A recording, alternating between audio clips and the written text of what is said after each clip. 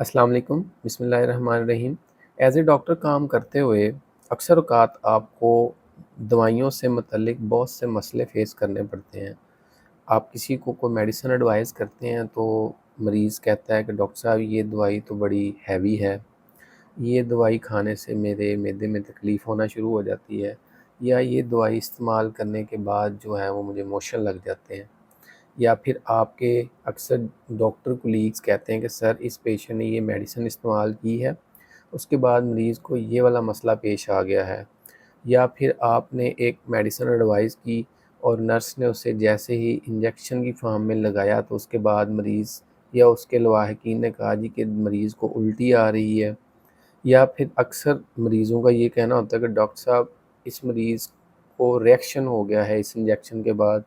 या मरीज़ का कहना है कि जी कि ये दवाई जो है ना ये मुझे सूट नहीं करती। तो मेडिकली स्पीकिंग ये सब जो मसले हैं, ये इन सब की सूरत में आपको क्या करना चाहिए और कहाँ से आप अपना लिटरेचर रिव्यू करें ताकि इन इश्यूज़ को एड्रेस कर सकें।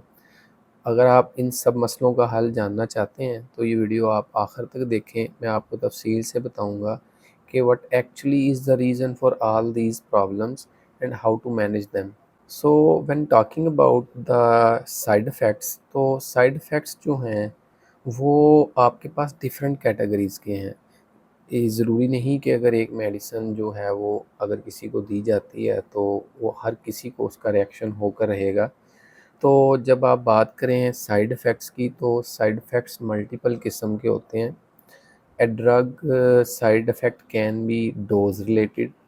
कुछ ऐसी जो प्रॉब्लम्स हैं वो तब ही फ़ेस करनी पड़ेंगी आपको जब अगर फ़र्ज़ करें एक ख़ास मकदार से ज़्यादा लिमिट एक्सीड करते हैं आप उस दवाई की।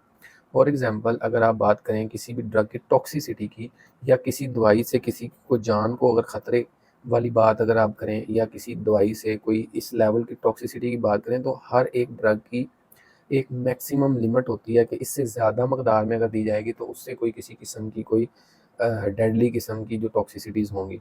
जिसमें एक कॉमन जो टॉक्सिसिटी देखने को मिलती है वो पैनाडोल या पैरासिटामोल की टॉक्सिसिटी भी हो सकती है, लेकिन उसकी मकदार जो कि चाहिए आपको ये मसला पैदा करने के लिए वो बहुत ज़्यादा होती है। आम तौर पर कुछ मामूली खुराकों से ऐसे मसले पेश नहीं आते। उसके अलावा डोज़ की डिपेंडेंट जो साइड इफ़ेक्ट्स हैं, उसके अलावा कुछ साइड इफ़ेक्ट्स जिन्हें हम इडियोसिंक्रेटिक टाइप के रिएक्शंस कहते हैं, उसके लिए किसी किस्म की कोई डोज़ की लिमिट की ज़रूरत नहीं होती। उसके लिए बाज़-औक़ात एक खाली डोज़ भी काफ़ी है कि इसके बाद आपको मसला पेश हो आ जाएगा या ये वाला रिएक्शन हो जाएगा। तो उस सूरत में जो है वो आपको देखना सिर्फ़ ये है कि वो दवाई कौन-सी है। अब इसके अलावा जो और साइड इफ़ेक्ट्स आप फ़ेस कर सकते हैं किसी भी मेडिसिन से रिलेटेड जो हैं, वो होते हैं ड्यूरेशन डिपेंडेंट। यानी कि एक ख़ास टाइम ड्यूरेशन के बाद जाकर ये मेडिसिन कुछ ख़ास साइड इफ़ेक्ट्स पैदा कर सकती है। तो अब जब कोई आपको ऐसी कोई कंप्लेन करे, तो सबसे इम्पोर्टेंट चीज़ तो ये होती है कि आप उसे एक दफ़ा जाकर एग्ज़ामिनेशन करें, वाइटल्स चेक करें। और सबसे जो डेंजरस किस्म का रिएक्शन किसी भी मेडिसिन ख़ास तौर पे इंजेक्शंस के बाद हो सकता है, दैट इज़ एनाफिलैक्टिक रिएक्शन, जिसमें मरीज़ जो है वो फ़ौरन से जिसे कहते हैं कि उसका ब्लड प्रेशर जो है वो एब्सेंट हो सकता है, ठीक है? या फिर वो पेशेंट की साँस की धड़कन रुक सकती है, या वो पेशेंट बहुत ज़्यादा जिसे कहते हैं ना कि हाइपोटेंसिव हो जाएगा। तो ऐसी सूरत में फिर इंजेक्शन एड्रेनालिन यूज़ किया जाता है।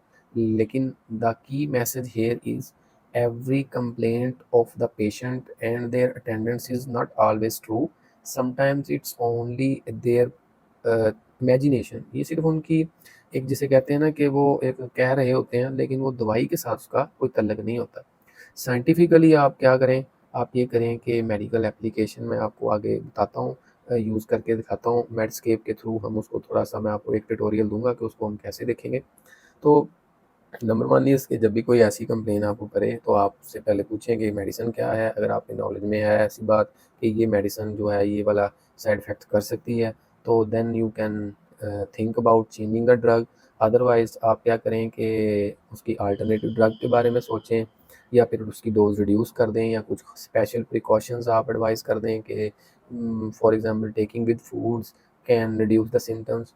अदरवाइज़ बाकी जो है इशू रिलेटेड टू इंजेक्शंस और injection causing some side effects, उसमें अक्सर औक़ात हमने देखा है कि ज़्यादातर रिएक्शंस कोई लाइफ़ थ्रेटनिंग या एनाफिलेक्टिक कैटेगरी के नहीं होते।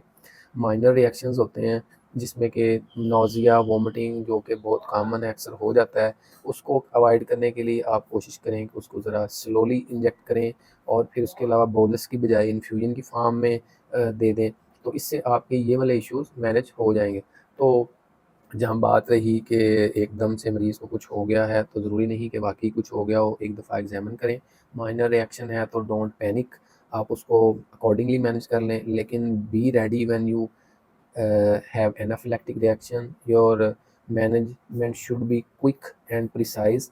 तो चलिए मैं आपको दिखाता हूँ अब कि मेडस्केप का इस्तेमाल करते हुए आपने कैसे इन सवालों के जवाब साइंटिफिकली आंसर करने हैं कि कौन सी मेडिसिन कौन सा साइड इफ़ेक्ट कर भी सकती है या नहीं, और कितने फ़ीसद लोगों में कितने दौरानी और किस डोज़ के साथ साइड इफ़ेक्ट हो भी सकते हैं या नहीं। So the problem that we were facing was that if someone is taking a drug and is suspicious about any side effect and complains to you that doctor, I am feeling this side effect. So is it really the side effect of that drug, and how much possible for that drug is to cause that specific side effect? How to probe this? तो इसके अलावा कि अक्सर लोग कहते हैं कि इसके बाद मेरा दिल ख़राब हो गया, जलन होनी शुरू हो गई या पखाने लग गई, या और बहुत सी कंप्लेंट्स के जिस्म में कीड़ियाँ चलना शुरू हो गई, या फिर इसके बाद जी रिएक्शन हो गया। तो आप कैसे इस कंप्लेन को साइंटिफिकली प्रूव करेंगे? तो लेट्स सी कि मेडस्केप जो एप्लीकेशन है, इसके यूज़ से आप इस चीज़ को कैसे सॉल्व कर सकते हैं। इसमें फॉर एग्ज़ाम्पल एक पेशेंट कहता है कि जी मैंने जो है वो इस्तेमाल किया है ओमेप्राज़ोल कैप्सूल और मेरे सर में दर्द हो गई है, तो क्या ये बात ठीक है? अगर है तो कितने फ़ीसद मरीज़ों में ये होने के चांसेस हैं, इसको हम देख लेते हैं। ओमेप्राज़ोल जो ड्रग है उसके अंदर आप देख सकते हैं कि इसके जो एडवर्स इफ़ेक्ट्स हैं वो यहाँ आ गए हैं। उसमें आप देखें कि कहना है कि जी 7% पेशेंट्स में हेडेक हो सकता है। तो ज़रूरी नहीं कि हर मरीज़ को हो, अगर होगा भी तो 7% को हो सकता है, और ये कोई बहुत बड़ा लाइफ थ्रेटनिंग इफ़ेक्ट नहीं है।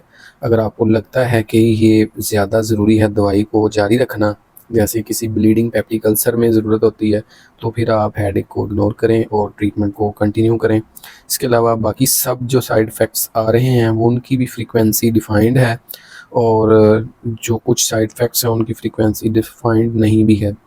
सो नेक्स्ट टाइम आपने जो इस तरह के कभी भी कोई प्रॉब्लम आपको आए तो आपने इसको इस तरह से सॉल्व करना है, इस तरह से गाइडेंस लेनी है।